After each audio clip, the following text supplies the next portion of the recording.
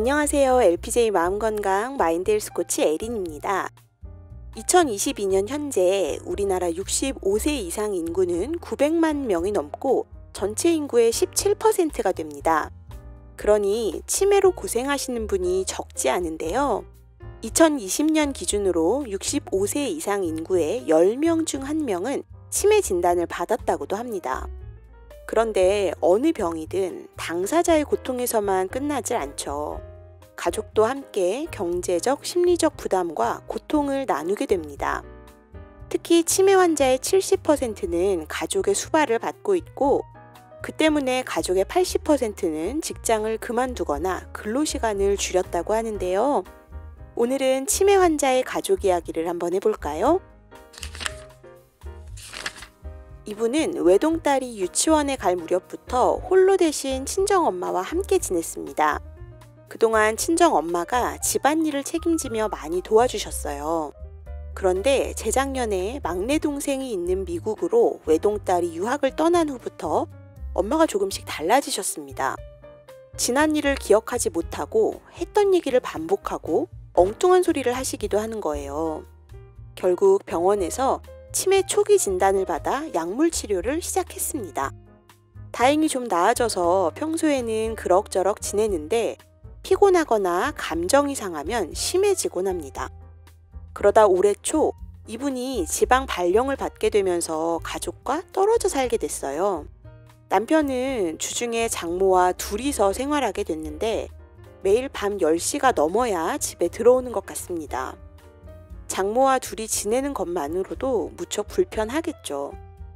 그런데 어머니의 증상이 점점 심해지고 있다는 것이 문제예요.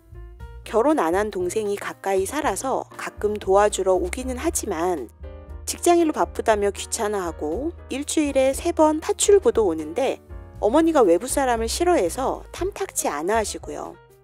이렇게 당장은 어찌어찌 지낸다 해도 결국 요양원에 모시게 될 텐데 어머니는 무조건 반대입니다. 죽더라도 집에서 죽겠다고 하시면서요. 그러니 가족들이 모여 회의를 해도 늘 원점으로 돌아올 수밖에요. 어머니가 싫다고 하시는데 어떻게 요양원에 보내겠어요. 매번 그냥 모시기로 결정이 납니다. 하지만 혼자 사는 동생은 나 몰라라 하고 막내는 미국에 있고 결국 이분이 모셔야 하는데 하필 지방 발령까지 나버린 이 상황. 왜 내가 장모를 돌봐야 하냐고 불평하는 남편과 주말마다 다투는 게 일상이 되어버렸습니다. 그렇다고 어머니를 강제로 요양원에 보낼 수도 없고요. 어떻게 해야 될까요? 치매는 나를 잃어버리는 병입니다. 과거의 추억과 미래의 희망이 지워져 오로지 현재만 남죠. 치매는 잊었다는 것조차 잊어버리는 병이에요. 생각이 흐려지고 느낌이 무뎌지고 정체성이 처참하게 허물어집니다. 치매는 다시 아기가 되는 병이기도 합니다. 평생 배운 것을 거꾸로 차례차례 잊고 성격이 변하고 어린아이처럼 행동하게 되죠. 어쩌면 치매는 암보다 더 무서운 병일지 모릅니다. 사랑했던 관계가 깨지고 인생이 통째로 날아가고 인간 존엄성이 무참하게 짓밟히니까요. 치매는 뇌 손상 때문에 나타나는 복합적인 증상입니다. 기억, 언어, 시공간 능력이 손상되고 성격, 행동, 운동장애를 겪다 사망으로까지 이어지죠. 원인은 70여 가지가 되는데 알츠하이머 치매가 60%, 혈관성 치매가 30%를 차지합니다. 알츠하이머 치매는 아밀로이드가 축적되면서 뇌세포가 죽는 병으로 10년 정도에 걸쳐서 진행됩니다. 혈관성 치매는 혈관이 막혀 뇌세포가 죽는 병인데 빠르게 진행되지만 치료에는 잘 반응합니다. 최근 연구에 따르면 치매는 조기에 발견해서 관리할 때 2년 이상 발병이 지연되고 5년 후에 요양시설에 입소할 확률도 절반 이상 감소한다고 해요. 그럼 진행 단계에 따라 증상은 어떻게 달라질까요? 초기에는 기억, 언어, 시공간 능력 장애가 나타납니다. 물건을 잘 못 찾고 한 이야기를 되묻습니다. 그거, 저거 같은 표현과 동문서답이 많아지고요. 알던 길도 잃어버리고 간단한 계산도 어려워합니다. 때로는 성격장애가 먼저 오기도 하는데 게을러지거나 화를 자주 내고 우울증과 불안증이 생기기도 합니다. 이러한 초기 증상은 건망증, 우울증, 노화와 구분을 하기가 어렵습니다. 하지만 건망증은 사소한 것을 잊어버리고 힌트를 주면 기억해냅니다. 치매는 그렇지 못하고요. 그리고 우울증은 경미한 기억장애를 동반하기 때문에 치매 초기 증상과 비슷해 보이는 것뿐이죠. 치매 중기가 되면 엉뚱한 행동이 많아지고 다양한 망상과 환각 행동이 나타나게 되고요.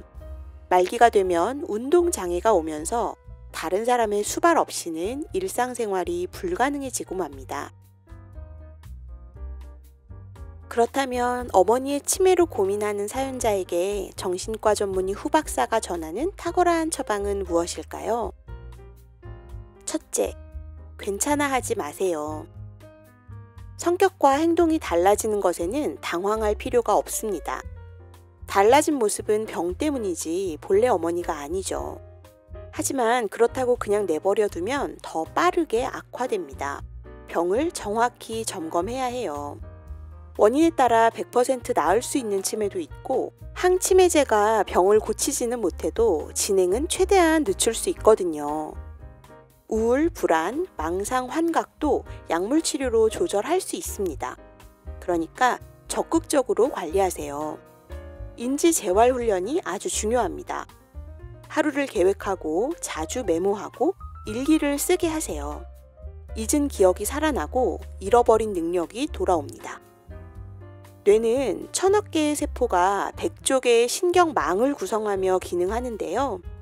뇌세포는 재생은 안 되더라도 재활은 얼마든지 가능합니다. 뇌세포가 아무리 많아도 평생 사용하는 건 5% 정도라고 하죠. 치매로 뇌세포가 죽더라도 남은 뇌세포에 새로 저장하면 되는 겁니다. 거듭 태어나는 거죠. 여기서 잠깐, 혹시 치매를 예방할 수는 없을까요? 후박사의 저서 사례로 풀어본 한국인의 정신건강에서는 치매 예방법으로 의사들이 권하는 진인사 대천명 3고를 소개하고 있는데요. 바로 이런 내용입니다. 진땀나게 운동하고 인정사정 없이 담배를 끊고 사회활동을 열심히 하고 대뇌활동을 적극적으로 하고 천박하게 술 마시지 말고 명을 연장하는 식사를 하라. 고혈압, 고혈당, 고지혈증도 피하라. 둘째, 귀찮아하지 마세요. 어차피 책임져야 합니다. 친밀한 관계는 뇌를 보호해 주니까 자주 대화하고 소통하세요. 사회적 지지를 통해 기억력이 유지되고 사랑을 통해 재학습이 일어납니다. 역할이 없어지면 급격히 나빠지니까 하던 일을 계속하고 잊으면 다시 배워야 합니다. 포기하지 말고 끊임없이 자극도 해야 합니다. 아이 대하듯이 잘하는 것은 칭찬하고 못하는 것은 격려해 주세요. 어머니를 저버리긴 어렵습니다. 아름다운 동행을 기획하세요. 사랑은 모든 것을 참고 견딥니다. 셋째, 혼자서 하지 마세요. 모든 자원을 활용해야 합니다. 사위, 여동생, 미국 동생, 손주까지 동참해서 역할을 분담해야죠.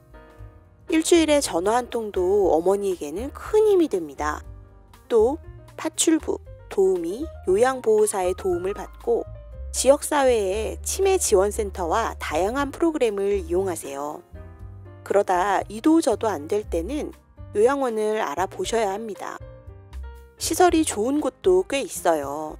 지금은 무조건 반대하시더라도 막상 가보면 더 좋아하실 수도 있습니다. 어머니를 외면하긴 힘들어요. 아름다운 이별을 기획합시다. 모든 것이 합력해야 선을 이룰 수 있습니다. 치매를 예쁜 치매와 미운 치매로 나눈다는 말 들어보셨나요? 뇌는 평소에 생각하는 것으로 신경망을 두텁게 구성합니다. 평소에 사랑하고 감사하던 사람이 뇌가 망가지면 긍정적인 신경망이 작동해서 예쁜 치매가 되고요.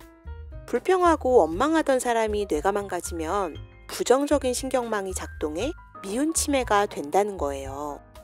이때 부부 사이가 좋다면 서로 도우며 잘 이겨내지만 사이가 나빴다면 참았던 것이 터져 사이가 더 나빠지는 것이고요. 그러니 자녀들은 나중에 우리만큼 힘들지 않도록 힘든 상황이지만 어머니도 남편도 사랑하고 감사하는 마음으로 하루하루를 보낼 수 있다면 참 좋을 것 같습니다. 그럼 다음 영상에서 또 만나요.